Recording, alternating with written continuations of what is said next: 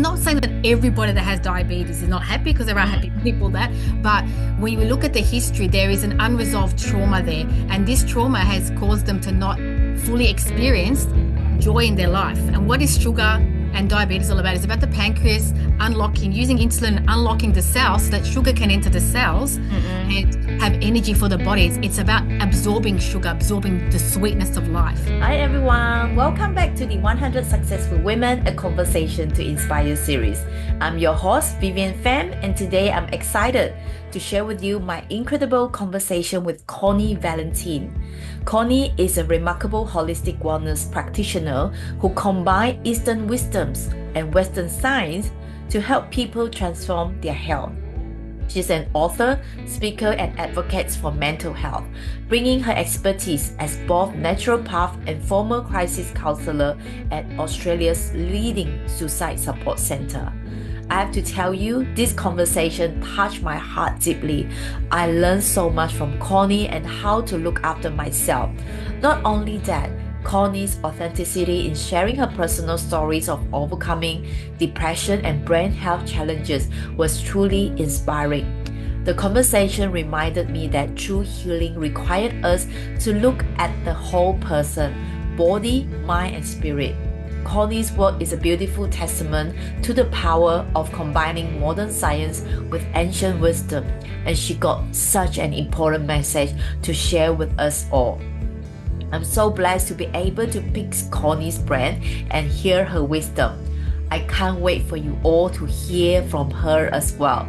Let's all dive into our conversation coming up next. Hey Connie, so good to have you here. Thank you, Vivienne. It's great to be here with you.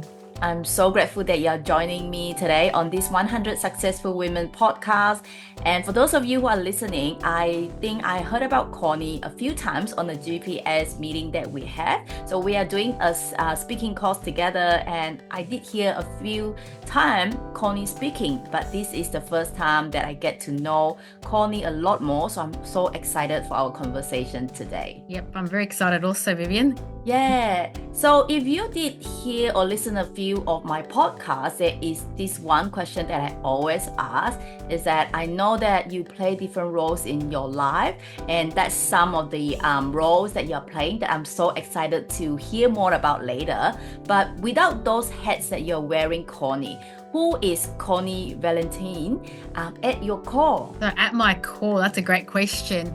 I am a person that had a lot of different life experiences, especially with illness and ill health, mental health issues, and my family around me. So I've always questioned since a very young age, how do we have our health? How do we get our health back naturally?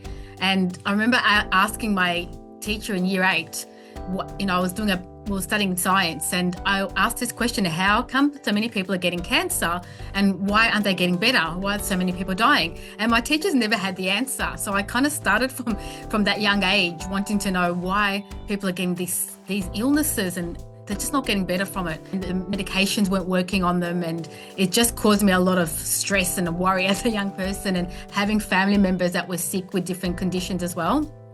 So myself having had quite a few problems with depression and anxiety as a young teenager, and not getting any answers from the mainstream medical kind of conventional medicine.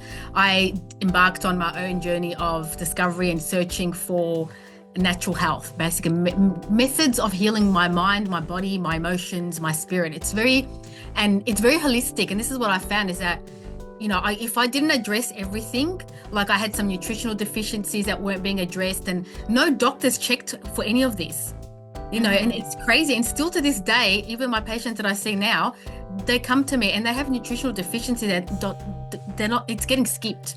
It's just getting missed completely. The very foundations of health for your body and for your mind and for your brain is being missed. And then on top of that, we are failing that we are human beings. We're not just a body with a physical brain and physical organs. We're human beings with a heart, with emotions, with a spirit, with a soul. And this is why it's important to address all of those aspects of the body. And this is what I found in healing myself, because if I didn't address the root cause or the emotional things or the traumas that were underlying some of these health conditions, then it would come back. It will come back. It repeats, or you get a different, your body will tell you a story, like your body shows you messages.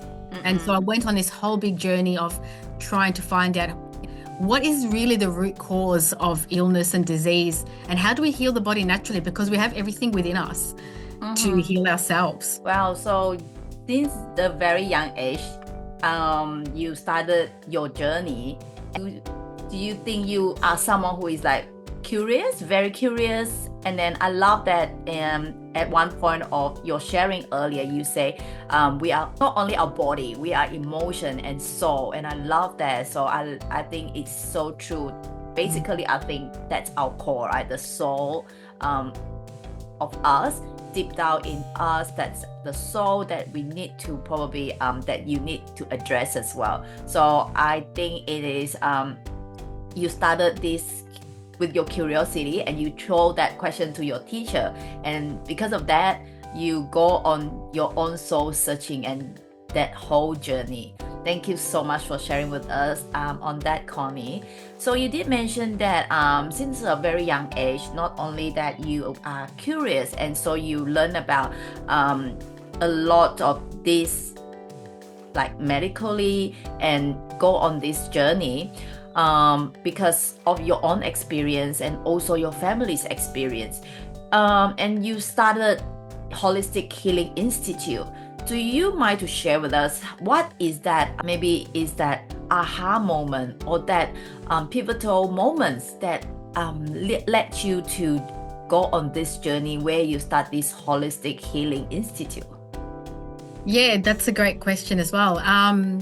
Yes, it's a long journey actually, and it did start from that early age. So basically, as I started to learn and started to practice different techniques on myself, both the nutritional and the food elements, and also, you know, I actually studied with quite a few Indian gurus actually that came to Melbourne, aspects of meditation, different types of meditation, and connecting to your inner self, your spirit, your soul, and, you know, finding peace, inner peace, as well as psychology as well. So I have a very broad range of skills that I needed to understand fully, both Eastern, Chinese medicine methodologies, as well as Western science, evidence-based methodology. So I'm kind of combining Western and Eastern traditions together. So it's holistic. And this is why I came up with the Holistic Healing Institute, because it's not just about addressing one side of it. We are a human being that is, you know, we have the mind, the body, and the spirit, and the heart. And I really found that the heart is the center of a lot of this, the heart and the soul.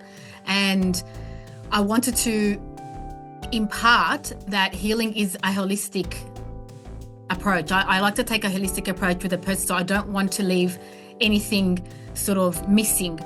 I want to make sure that we get down to the deep aspects of the person if they're ready for it, and also, you know, find out like if you're not happy in your heart and soul, it's very hard to be healthy. Your body's going to manifest illness of some kind. And oftentimes there's certain conditions that are linked to certain organs. You know, for example, if you're not standing in your power and standing in your truth, you'll start to have pains in your feet or even in your knees. You know, if you're so stressed and you're carrying so much responsibilities that you're not able to manage and kind of deal with in your life, you'll start to get shoulder pain, you know, back pain. Like there's certain correspondences when you start to take a deeper look at a person's life that match up with body organs. And a really interesting one is diabetes. Diabetes type 2 in particular is quite a fascinating one. With a lot of my patients with diabetes type 2, when I look back in their history and their life experiences, I often find that they've experienced some kind of trauma that's been very disappointing and shocking to them, whether that's a relationship loss, some kind of deep grief, abuse, loss of job, or massive disappointment in the workplace. And a lot of these people have these histories and they end up with diabetes. And the funny thing is when you ask them how they're experiencing life, they're not happy. I'm not saying that everybody that has diabetes is not happy, because there are happy people but when we look at the history, there is an unresolved trauma there. And this trauma has caused them to not fully experience joy in their life. And what is sugar and diabetes all about? It's about the pancreas using insulin, unlocking the cells so that sugar can enter the cells. And have energy for the bodies. It's about absorbing sugar, absorbing the sweetness of life. And so these people have had great disappointments in life, and they have not been able to recover fully to receive that joy in their life. So it's not just about diabetes and about eating the right food and not having sugar. And, it's very, when you look at the mainstream approach to diabetes, for example, it's very kind of like, it's reductionist. It's very, you can't do this, you can't eat this, you can't eat that. And it's not a joyful process. And we're missing the actual human element behind the person, like the trauma, their life story, their experience. Why has their body shown up? How is the body talking to you? What story is the body telling you? Like, what is the body saying? It's not experiencing joy. It's not able to process sugar, sweetness in life. So this is kind of the approach that I take. I take a kind of very deep approach, a metaphysical as well as a science-based, evidence-based approach. So we are covering all our bases, and the person lives happier. Like it shifts them not just on a physical, biological level of health, but also on an emotional and mental level. And it can change your life when you can experience joy again, when you can feel that, and that can help to transform the way your cells actually work, because you're giving your body different instructions. You're giving your body permission again to experience joy and sweetness in life, and you're healing the past.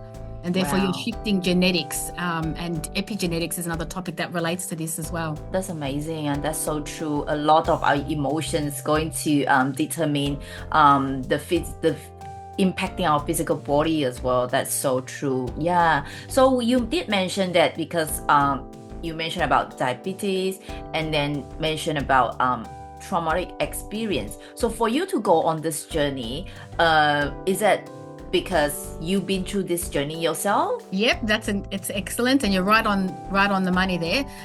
Yes, absolutely. I experienced a lot of trauma in my life. From growing up, I had parents that I experienced domestic violence through my parents fighting, and my parents split and divorced when I was 14 years old. And so I had witnessed a lot of violence in the house, and my mum not being happy, my father not being happy, and it was a very difficult thing to witness as a child, as you can imagine. And I internalized all that, and I kind of just focused on my schooling and work. On top of that, I experienced bullying, a lot of bullying in school. So this is what kind of led to me to having some of these kind of mental health, self-esteem, all these issues. And it just spiraled out of control because I just didn't know how to manage with my parents, and everything that was happening at school. I placed a lot of pressure on myself because I was seeking external validation. I made my self-worth dependent on my external success, on how well I was doing at school. And if I wasn't doing well, I would place all this pressure on myself and compare myself and just not feel good. I didn't know who I was. And so I fell into this deep, deep depression at 16, and I pretty much ended up really quite suicidal.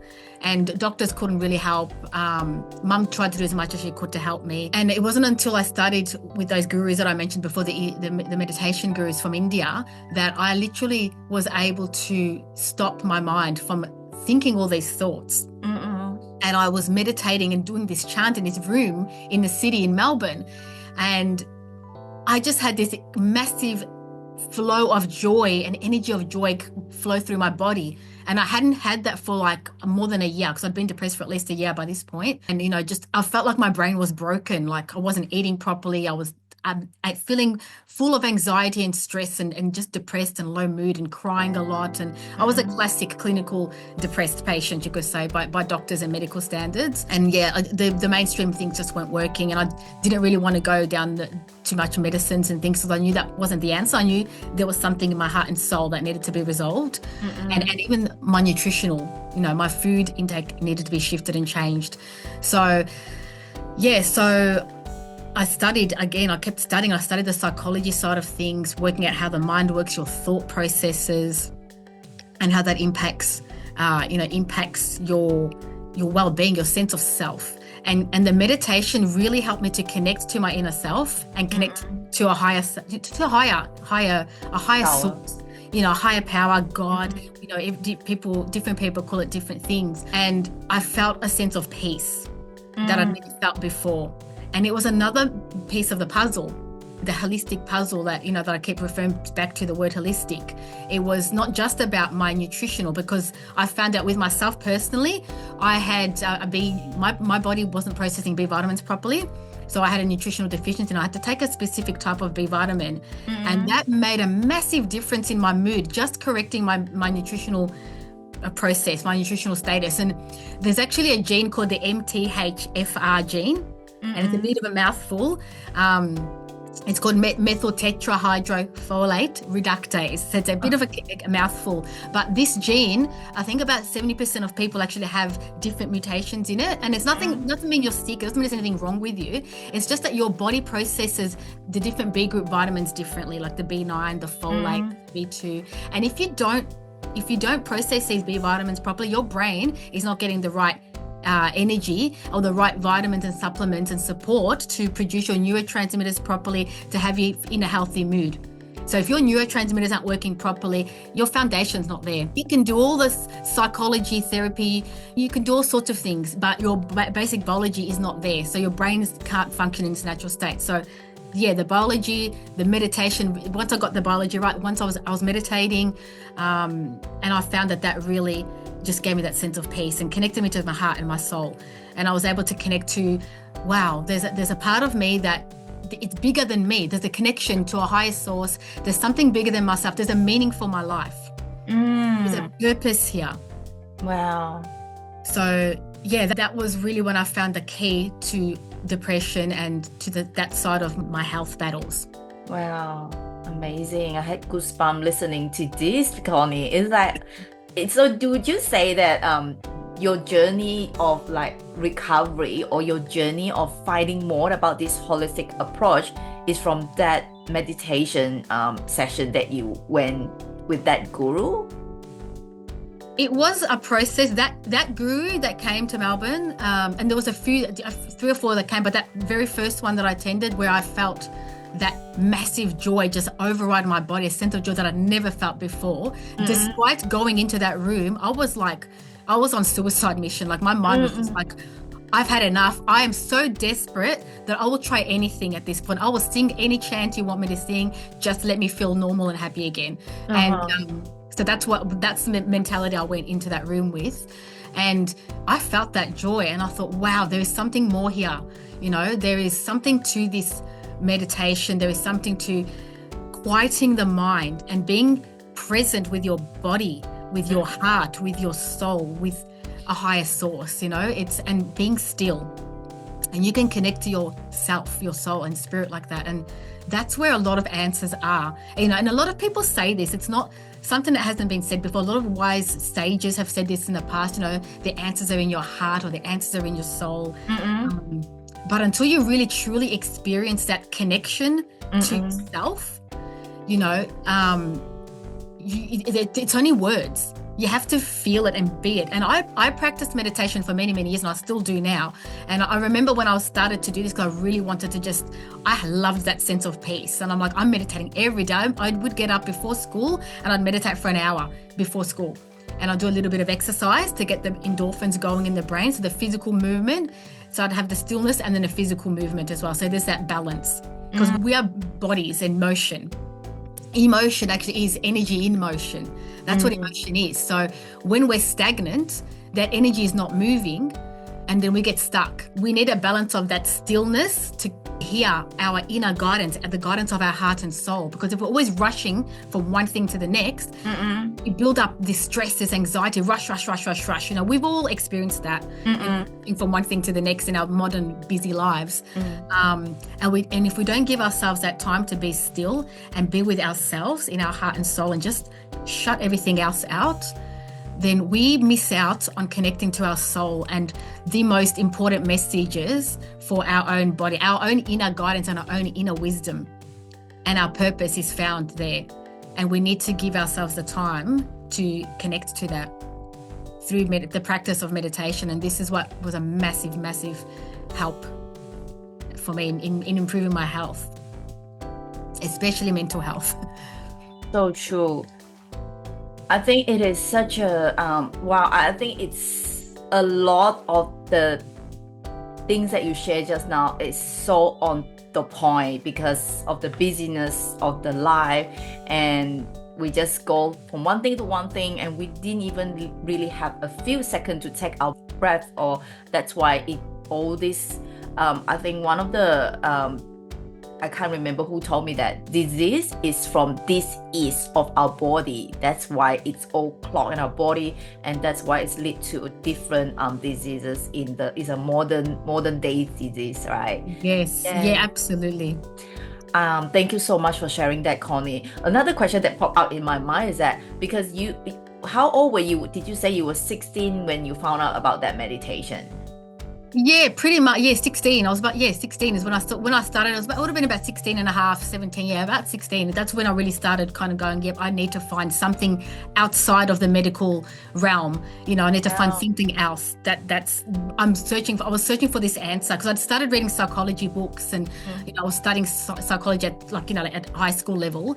And I'm thinking I need to get more. There's something more. It's not just psychology. That's a part of the answer, but something's missing still. I don't feel complete still. I feel like I felt very lost. I'm like, what is the purpose? Why am I here? Why am I experiencing all of this? There was all these questions that were not answered from mainstream, even from psychology, and as good as and I love psychology and that aspect of health, but it was searching for those deeper answers. I love your curiosity because at your age, as young as 16 years old, and to look out for the answers, and then it's like not many 16 years old probably will do that, but kudos to you. Thanks to yourself for taking that route, and not only that you find a solution for yourself, but now you offer that solution to many people, and it's going to help a lot of people out there as well. Thank you so much for what you're doing there, Connie. Oh, you're welcome. Thank you. Yes.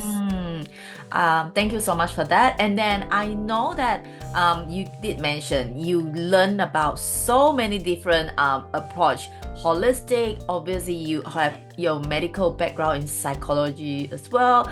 I had a look at your website. Literally, I feel a little bit overwhelmed with your qualification. That's a lot. And with that different learnings that you do, how did you manage to find times for all this, Connie? I'm curious. Can you share with us what's your tips about maybe time management? Yeah, that's an excellent question. Goodness me, I went on a massive learning curve of time management, that's for sure. And I wasn't always perfect at it. And it's always a challenge, I'll be honest. I'm human. It's always a challenge trying to manage time and manage all those things. You know what? And you picked it up, I am a very curious person, and I continue, even now, I'm constantly going to conferences and I'm reading research papers just to stay on top of, the scientific advancements, and I'm passionate about it. I love it. And in terms of the time management, to answer your question, for example, one of the studies, I just took my time with one of them. Like I remember I was working full time actually when I started studying psychology, and I'm thinking, oh my goodness, how am I going to manage? Because I had to earn some money as well. So I'm working full time in a finance job and trying to study after hours as well. So I did a little bit. I started off studying, normal like everyone else during the day, but then I needed to work. So then I'm like, straight after work, I'd go to my class and then I'd go and do my assignment. So I'd still be doing assignments at 11 o'clock. At night time, and then I have to get up early in the morning to go to work. So time management was very hard when I was working and studying at the same time, I will admit. But I think I just kept focused because I was so passionate and so really wanted to find those answers. I kept in mind that, there's an objective that I'm trying to get here. I want to finish this. I'm passionate about this. So like I would make use of my lunch breaks. And so I'd make sure like during my lunch break, I'd get a decent amount of sun. I'd go outside, always go outside and get some sunshine because I work in an office in a city when I was studying. And, a lot of people stay inside and have lunch in the cafe or indoors. I'm like, no, I've got to get outside, get my balance in my body, what I learned when I was 16 and 17. So I'd go out, get some sun, I'd go for a walk around the park. There was a park in Melbourne, in the city of Melbourne, like quite a few lovely parks and gardens. So I'd go and walk around the park at lunchtime to try and balance myself and manage my own mindset, and so that I would have that energy for when I would get home to study. Because if I didn't do that, if I didn't break away from the computer, then that's also a part of time management, is managing your body and your energy during the day. Then I wouldn't have the energy to do that study after work. And many times I was so exhausted, but then I would just regenerate myself with some meditation after work as well, and time in nature. That really helped. And sometimes you've got to prioritize. So you've got to choose, like, am I going to go out tonight and meet my friends on Friday night, or am I going to go and study? And for me, oftentimes I had to make a bit of a sacrifice, and no, I'm not going to go out with my friends. I'm going to study tonight. So you have to prioritize. Like, sometimes it's hard. Like, and so maybe instead of going out every single week when I was studying with my friends, I would go out maybe once every 3 weeks. It's a balancing act, and really you got to prioritize. You can't say yes to everything. That was a hard lesson for me, because I'm like, oh, I want to do this, I want to do that. And then I have to say, no, you know what? I have to concentrate for these 4 years, especially when I was doing my degree, like my naturopathy degree in health sciences. There were other things I wanted to be doing as well. I thought, you know what, let me cut down my hours on work while I'm studying, because otherwise I'm not going to get this finished. So while I was doing that course, I prioritized the studying. I did the opposite of what I did when I was doing the psychology, when I was doing the health sciences and naturopathy, because there's a lot of kind of chemistry and biochemistry, quite difficult subjects you have to really concentrate. I thought, you know what, I don't want to waste my time and money at uni if I'm not going to fully concentrate. So I actually reduced my hours quite a lot at work. And dedicated a lot more time on studying, and also to give myself enough time to, like, go to the park and go for a walk and balance my mental health and my well-being. Because if we just work all the time and we're not happy, then we start to get ill and we get sick, and there's no point. Like, why have a life with all this work without some sense of joy and enjoyment out of it? So I'm going to sacrifice a few years of money here for my studies and for my passion, because I know I have a greater end in mind, and my goal is to work in helping these people and learn all these skills so that I can be proficient at helping as people in a proper manner. I love that you are on a mission, and you know that you are on a mission. That's why you are laser focused, and you know where you're going. That's why you prioritize, and like you say, you know that when to prioritize what. And thank you so much for that. That's such a great tips on time management, and you're definitely very, very organized, and that's why you got so many different learnings and qualification. And I really heads off to you for doing all this, Connie. And for women especially in any careers, probably they will face with different barriers in their life as a woman. So how did you overcome these challenges in your field? Yes, that is another really good question. You know what? It is like, as being a woman and, like, being a naturopath now, like, and we are talking about women here, our bodies are different in terms of, we have monthly cycles that we're dealing with. Each month our moods can alter. Our bodies feel different for almost a week of every single month. And that has an impact on how we feel, how we work, our rhythms, our sleep even is affected. And so, you know what, and myself, and I have to keep reminding myself of this too, like acknowledging that, like nature, we have cycles. We have rhythms. I mean, men have rhythms too, but women in particular, because our bodies are the ones that bring life into the world. We have a particular cycle and rhythm with our hormones and things in our body, cycles that we need to take particular care of. And we need to give ourselves that space to do that and honor ourselves as women. And that's it's getting better in our society and culture now. It's becoming a thing now that people are becoming more aware of this in the workplace, but there's still room to grow. But women, we need to honor our bodies and honor our cycles and honor that sometimes we just need to rest. It's okay to rest. And like, even myself, I catch myself out every now and then, like, I'm not resting enough. Like, maybe today is the first day of the cycle, for example. Maybe I'll take it a bit easier today. Maybe I'll have time and just have a cup of tea and give myself an hour to just do nothing. Just enjoy time with my pets, or with my children, or, with people that you are just happy being with. Like, getting on the phone, chatting to a friend and just, like, venting. Sometimes you just need to hear someone on the other side of the phone. And we don't do that enough these days with social media. We've forgotten how to use a phone and make phone calls. Definitely. So it's really acknowledging and honoring our bodies and balancing and giving ourselves, I think a big thing is giving ourselves permission to rest and take a break. Yeah, so true, and it's a great tips, especially for women's out there, taking a break and be nice to yourself. And we, like you say, people, especially women's, taking all the responsibilities and they forgot about resting, and it's okay for them to rest for a few days if they needed to. And yeah, so true about that. And another tips that I would like to share, probably I'll leave that to the end of the question. Another question that I would like to ask you is that, Connie, you have been doing a lot of transformational works, especially for your patient. Without mentioning their name, because we know that it's for confidentiality, can you share a successful transformation story of your clients who have transformed their health, or some of the challenges that they have with your combined approach? You did say that you're using science and natural healing techniques. Can you share maybe one examples? I did have a patient actually that had type 2 diabetes, and they developed chronic kidney disease, which is a life-threatening condition, and they'd gotten up to stage 3B, I think, almost hitting stage 4.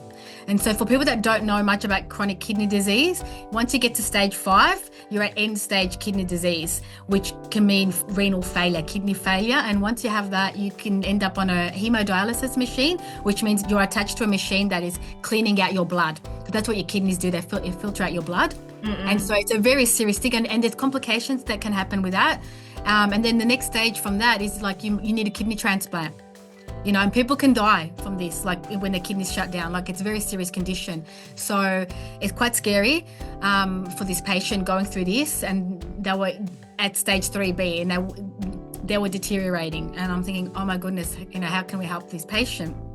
They were a really good patient because they, you know, when you're faced with that, you know, you're going to make the changes, because it's like, you know, you're staring death in the face almost. Like, not quite there, but it's a scary thing. So with this client, I spoke to them. I knew a lot about their past history and their emotional side and the trauma that they'd gone through. So we were working with that, addressing that, and, you know, really working on them to love themselves first. You know, that's one of the things. But a really critical thing with this, as well as managing their diet. So with kidney disease, you have to kind of reduce and depending on, you know, you have to look at their blood panels, which is part of what I do, reducing certain elements. So they can only eat certain types of proteins and not very much, and certain foods containing phosphorus. So there's the 3 Ps: protein, phosphorus, and potassium.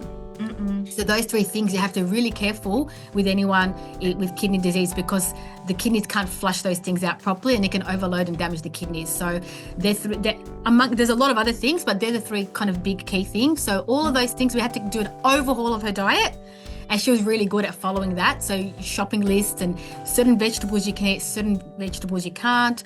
So we will followed a dietary thing to help repair the kidney function.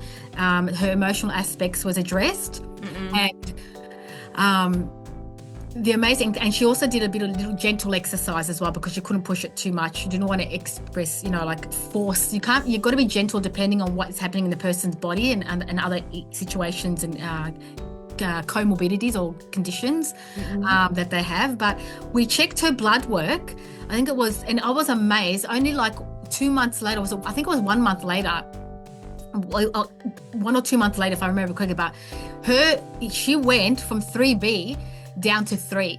So she went down 2, because there's 3A and 3B. So she went down, and she improved her filtration rate in her kidneys. So she was going backwards, and the kidney specialist was actually shocked. It's like, this can't happen. How's this? So without any medication? With no medication.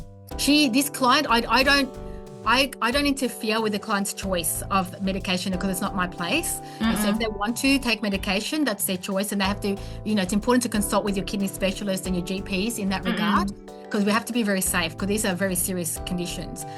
You have to be very safe, and I take safety as a matter of importance. But this client made the choice for themselves. They were absolutely adamant, and I can't force anybody to do anything, but, you know, and the kidney specialist was there aware of this. And yeah, that's why they were a bit shocked. They're saying, no, you must have been taking medicine, but they were not taking medicine. I know, because I know what they were on and what the lists are, and the client refused. And they actually improved. Now, this was, for me, I was amazed that when you really commit and you really, follow good dietary principles and guidelines, that change is possible. Your body is like a machine. It's like a car. If you give it the wrong fuel, those organs are not going to work properly. The car's not going to work properly. Your body's not going to work properly. But if you give it the right nutrients, the right fuel, the right minerals, the right phytochemicals, the right enzymes, all those things work together in the body to build those tissues and those cells. And you can literally rebuild organs, with food. And herbal medicine is a big one too. Herbal medicine is it's plant medicine, God's medicine, you could say, nature's medicine. It's right there. And a lot of people don't realize that almost for every medication there's a herb, that can do a similar job. And it's quite amazing. Even with diabetes, there's some quite powerful herbs that can help reduce your blood sugars and manage your blood sugars in a natural way. And can support medicine sometimes as well. It's very independent to the person. But yeah, I was very amazed at this result when I saw this. I wasn't expecting such a quick turnaround with this person, because sometimes it can take a few months, but it just depends on the person. But the message is that it's possible. You can heal your body.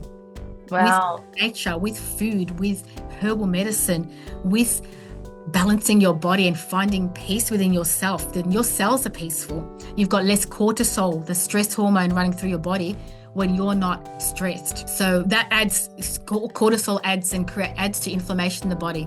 It adds to damage to organs. It can damage kidneys, it can damage organs, and it's not healthy for the brain either. And lots of us are running around stressing about things every day. It's difficult. Wow. So yeah, it's an important thing to also learn how to manage stress and manage your life and know what's important to you. And then you can say no to things that are not important. I think that's such a great piece of advice and information that you just shared with us there, Connie, because it's all the, like, for example, the diabetes that you mentioned, it's type 2 is not genetic, right? Normally. No. Type 1 is one where it's a genetic one. It's an autoimmune condition. So your immune system is very involved in type 1 diabetes. But type 2, no, that's it's you get it during your lifetime. With a lot of times it's triggered by extreme stress. I think I was mentioning extreme stress, trauma, emotions. It's not just diet. Diet does play a factor, of course. But there's a lot of underlying things, and stress, major stresses and major trauma is a big one. It can literally alter and disrupt your whole pancreatic function. And not just that, we know that stress affects the heart. That's like, everyone's spoken about that on documentaries.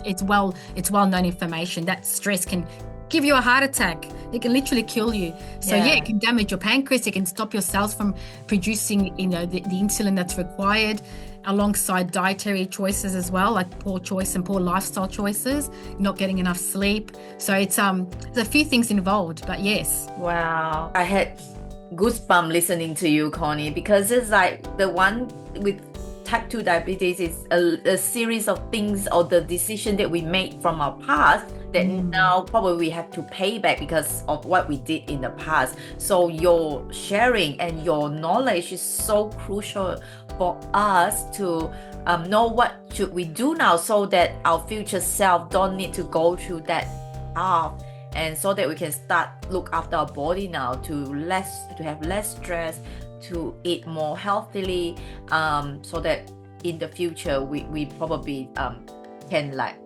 not to go to you because we are sick, but we can go to you to know how to look after ourselves in a more natural way. So thank you so much for sharing that, Connie, because my mom's is a diabetic. That's why I know that how crucial it is and what are the things that they go through as well.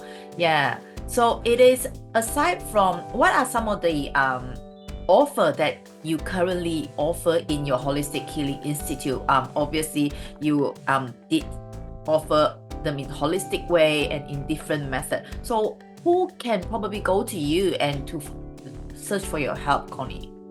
Yep. So as a naturopath, we've been trained in pretty much the whole anatomy and physiology of the body. So treating all the organs, but it's a lot of things to take care of the body because so many different things can go wrong. So with me at the moment, I am specializing in brain conditions, mental health, diabetes, immune system conditions and digestive conditions, and things like, liver health, your pancreas, your gallbladder, digestive issues.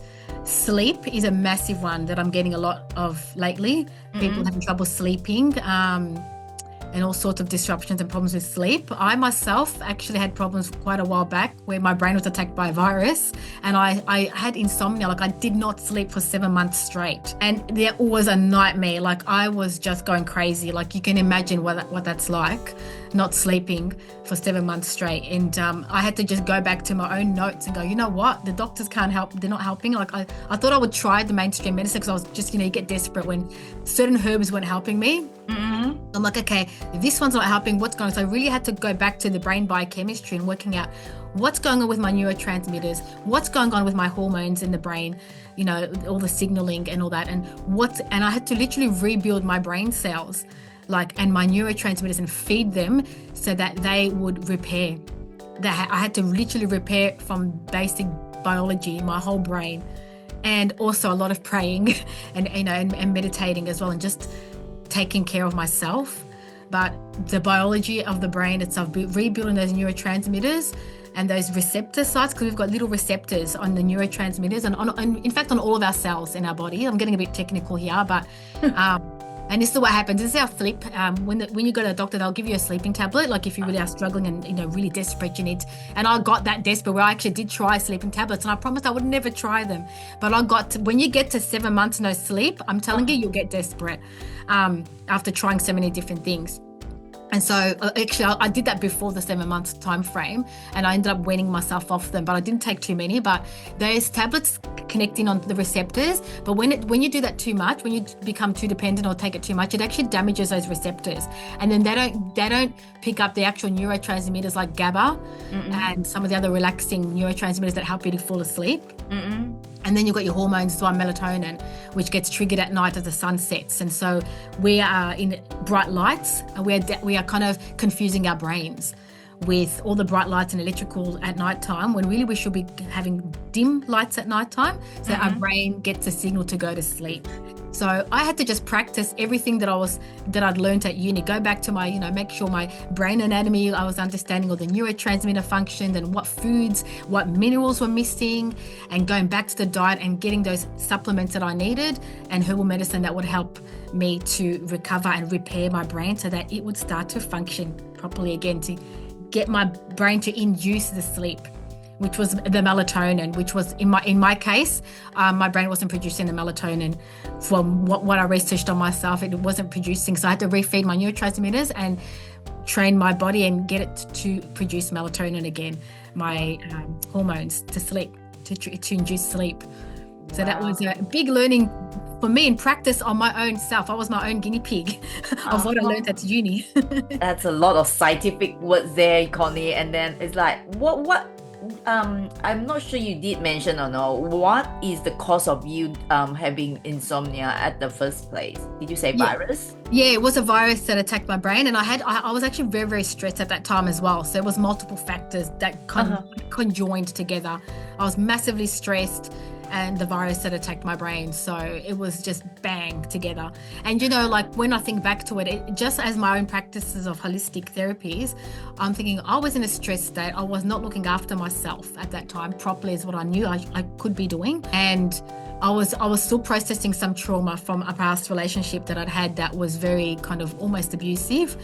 I had some sort of bad things happen in that relationship from quite a while back. And so I was processing quite a lot, and everything just hit me at once. The virus, and sometimes you even draw some of those things to you, but everything hit me at once. The traumas, the stress, and the virus. I'm like, bang, and I just stopped sleeping pretty much. Like, my brain just it got damaged. When you have extreme stress, when your body's in that level and it's for too long, your brain cells can start to get damaged, and parts of the brain can even shrink.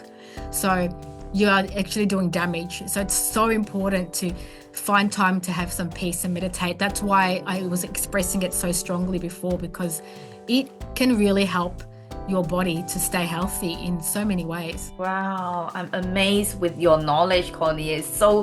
Your knowledge is like so helpful for many people out there, and it's like, wow, it's like so useful, the information that you just shared, because it can be people out there that experience the same thing as well. Insomnia, not sleeping for 7 months, and I didn't even know that there's virus that attack your brain that make you not to sleep. Wow, that's something that I literally just learned about that today. Thank you so much for sharing with us there, Connie. So with all the services and the great thing that you can do to help people out there, where can they find you online, Connie? Yep, so you can go to my website, which is just www.holistic.healinginstitute.com. So there you'll find information on me, my services, what I offer. I am in the process of creating a training program for people, like a course where I actually teach you how to do these things for yourself as well. Which medicines, which herbs are good for what, which herbs can protect your brain from getting damaged, like minimize, if you do get attacked by a virus, to minimize the damage that these viruses can do to your brain, to other parts of your body, to your organs, strengthening your immune system, so that, when cold and flu season come, you're not getting 6 times a cold a year, because many people get multiple colds a year. So when you've got a really strong, resilient immune system, which is like your body's defense, it's your army, your body's army, I like to say. We've got to build that army up, and you do that with certain minerals, with herbs, and your diet. And sometimes you do need some supplements to boost it, because unfortunately, like, we don't all have organic gardens. And the other thing is that a lot of the foods that we're getting, even organics, are not fully, they're not grown in the same way they used to in the past. Things aren't rotated properly, and so you're not getting the full minerals from the earth and from the ground. So sometimes you just need, and if you're eating conventional fruit and vegetables, then a lot of minerals are missing. Like magnesium is really low in a lot of vegetables. I was reading some research the other day where they did tests on vegetables over the last 50 years. And the amount of vegetable magnesium that were in certain vegetables like 50 years ago to now, it's like gone down by like almost 40%, or it was quite a large number. I can't quite remember the exact number, percentage, but it was like 40%. So you're not getting the same, like what our grandparents ate, where they were getting magnesium and iron, all these things from the veg. It's not the same fruit and vegetables. They're depleted.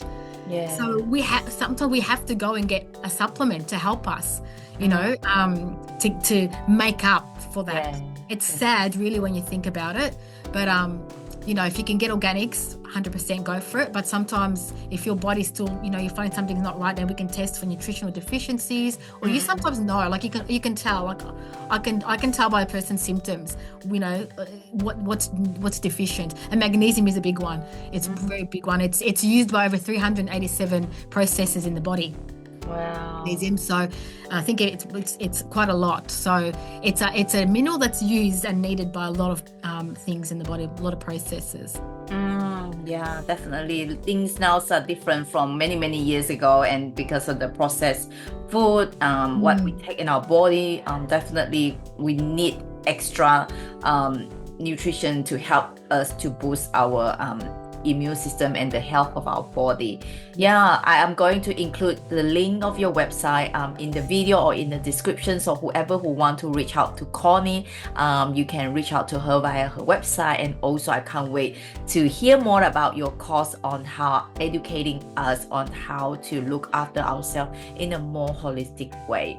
And another thing that I probably, like I say, want to ask you is that, do you have a tips on, like you say, to have, because nowadays we are in the age of menopause, right? What is your big tips on, like, because we need, people is selling happy pill or something like that. What's your big tips around this? Yeah, menopause, yes, it's a big thing for women.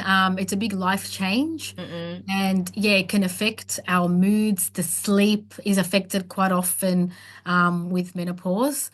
It's that next stage of our the cycle, but the cycle's going. So it's that next stage. So there's many things in that. And it is, again, I always start with self-care, like looking after yourself, nurturing and loving the stage that you're at. sometimes it can be hard. It's like, oh, I don't want to go through this. I feel like I'm getting older. I'm not longer that young, fresh, vital woman anymore.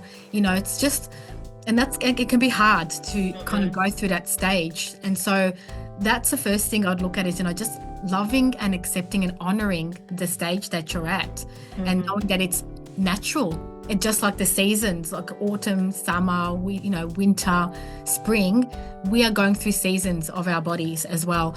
Another thing as well, and this is an easy herb that most of us can get with the hot flushes, sage. Having sage tea. Sage actually really helps the body with the hot flushes. So that's another little tip. Yeah, sage tea. Oh, so are you able to get it from the supermarket in the pre-pack already? Yeah, most supermarkets sell it, but you can even get it from a health food store if you want a really good quality one. And even just growing your own sage, like I've grown my own sage and rosemary, and all you do is just grab a few leaves and just put it in a cup and pour boiling water and let it steep or let it stay for a few minutes, like maybe 5 minutes, and then you can just drink it. And that's the best. You get all the essential oils from the sage, and it's just fresh from your garden. The freshest is the best, really. But you can get it from a health food store. Sage is a very common one. And some of the IGAs in Melbourne, they have IGA store, which is quite good. They have quite a lot of herbal teas. It's a relatively easy one to get, sage. Wow, okay. That's such a great information. I think this topic has been going around on the internet. I probably hardly hear a lot about this topic, but because of my age now, all these maybe social medias or the big data, they know that I need this information. They're bombarding me, even though I haven't feel any of that yet. But then finger crossed. I did see that a lot of people is asking this question. What you just shared is so important for people out there too. The first thing that you mentioned, self-love, is easy to do and easy not to do, and such a great reminder for all of us women as well. Thank you so much, Connie, for your time. At the beginning of our conversation, I did tell Connie that we try to limit that to 30 minutes, but Connie has been so knowledgeable. There's so many questions that I really wanted to ask Connie. She has shared with us so many crucial information. There's a lot more that I would like to hear from Connie, but we are well aware of the time as well, Connie. Thank you so much for your knowledge and your wisdom sharing with us there, Connie. And as this is a 100 Successful Women podcast, if you have to leave one piece of advice for other women out there, what will that be, Connie? One piece of advice would be to make sure you take care of yourself, take care of your health. You only have one body, you only have one brain, you only have one heart. Take care of your body. Give yourself some rest. Give yourself the time to enjoy yourself. Do things that you love doing, because that will reduce your stress and that will minimize your chance of developing chronic illness. And make sure you get some physical activity and time out in nature. They are the basic things but they're so important, and we neglect those simple things that can make a big difference in our health and well-being and happiness. I love that. I feel so warm listening to what you share, Connie. Thank you so much for all your knowledge and wisdom. I learned so much from you tonight. I'm not a very scientific or logical or even